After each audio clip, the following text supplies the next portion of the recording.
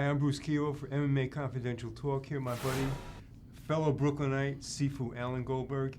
Alan, we just witnessed an unbelievable UFC 118, a lot of action. We saw Frankie Edgar dominate one of the best lightweights in the world, BJ Penn. People are saying, is BJ finished? As a pound-for-pound great fighter. We saw boxing versus MMA, although I don't really think it was boxing versus MMA. Randy Couture took James Toney down immediately. What do you think? Do you think that was boxing versus MMA? Boxing? Yeah, James Toney definitely a boxer. I just think, when Randy realized that he wasn't going to outbox him, because that's what James Toney was. You don't go off and put, a boxer against a guy who doesn't box and think he's going to win. So Randy actually played a very smart game and just didn't let him box. Plain and period. True. I think the real test would be to see Manny Pacquiao or Roy Jones Jr. in there. Mm-hmm. Yeah. A young guy, young fast guy, in with a great MMA guy. Possibly Randy could have done the same thing to any boxer, but we don't know yet. Yeah, any day, it could be my day, could be your day, could be anyone's day. But what I have found with the UFC and any of the mixed martial arts lately, I do see that some of the boxers are coming into the arena. Are they smart? Well, they're looking for a payday. They're looking to keep their career going. But I also do see they do have a great amount of talent. But if they realize that all they have is boxing against a guy like Randy Couture, there is a problem.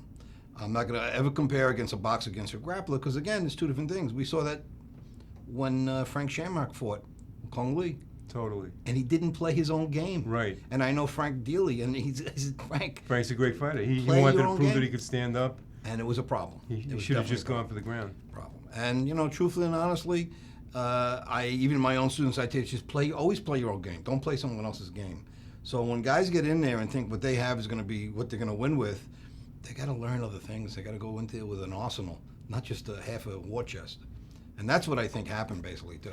Do you think James Toney conned us? Because he did well. He made a lot of money. Conned us? Well, conned who?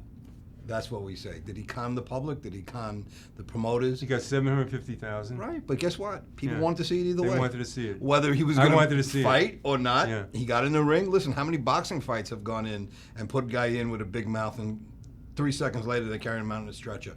So I actually think that, did he con us? No. People paid to see what they saw. Randy Couture is a big favorite of many, many people. So when they thought there was a challenge for Randy, it was different than he's had before. They put up something on the line that people want to see. So there we go. We have another fight coming with Ray Mercer. Ray Mercer. He's fighting Ron Starks. He's fighting Ron. Ron Sparks. He's gone, trained a lot. He's training with a friend of mine in Atlantic City right now, Dave Sirota, and a couple other guys doing some jiu-jitsu and things like that. So he's preparing, not only being a boxer. His last fight was a 9-second fight. He knocked out Tim Sylvia. 9 seconds. So there's where the proof of a striker can happen and win, but it's got to happen fast. True. And that's what I think a lot of these guys don't realize when they get in with an arsenal of boxing and leave everything else aside. Hey, good friend Dan Severn. Yeah, Dan Severn's a great striker on the ground. Look what that came from. He was the ground and pound guy. Ground and pound. And he learned that in fact, at the beginning, Dan told me he didn't really want to strike. He didn't want to hurt anyone. Yeah, exactly. But everybody was like going crazy on it. So he said, "The hell with it," and he started ground and pounding. Dan just fought another fight. He just won. Yeah. I think he's on his 100th win at this point. Yeah, he's got amazing. over 100. I told him he had to retire. Yeah. It's time to go. In UFC 118, we saw some really good striking also. Mm-hmm.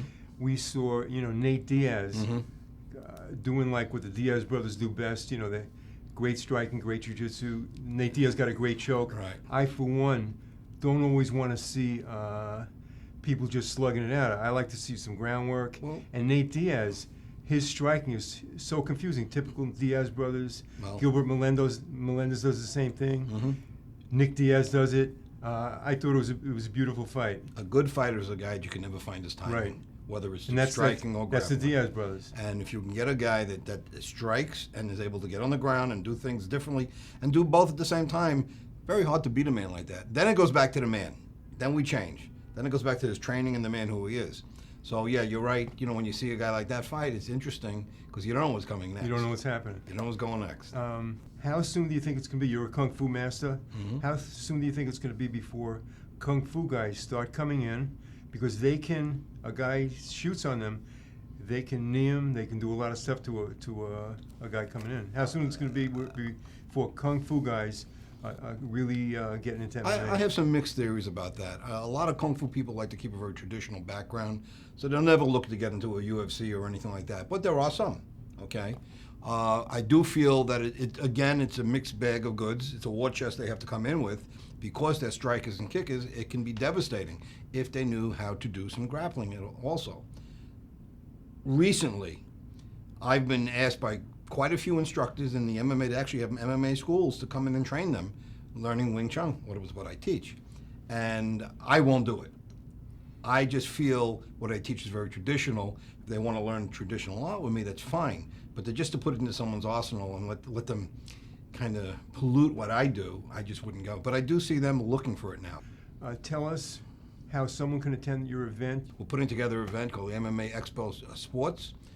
It's basically 16 different sports. We have MMA, we have karate, we have breaking, we have so many different items going on at the event. Let them just go onto MMAsportexpo.com. We have 2 nights of fights. We have Friday night, we have Muay Thai fights, and Saturday night we have MMA fights. Awesome. So it's going to be a great weekend. And also, don't forget, you got some arm wrestling. Arm wrestling. But my event also is, which is called the Academy Awards of Martial Arts, Action Martial Art Magazine. That'll be in January, and January 21st, 22nd, and that'll be the Tropicana Hotel, and it's actionmagstore.com. You heard it first. I'm Bruce KIVO, MMA Confidential Talk, and we'll see you at the fights.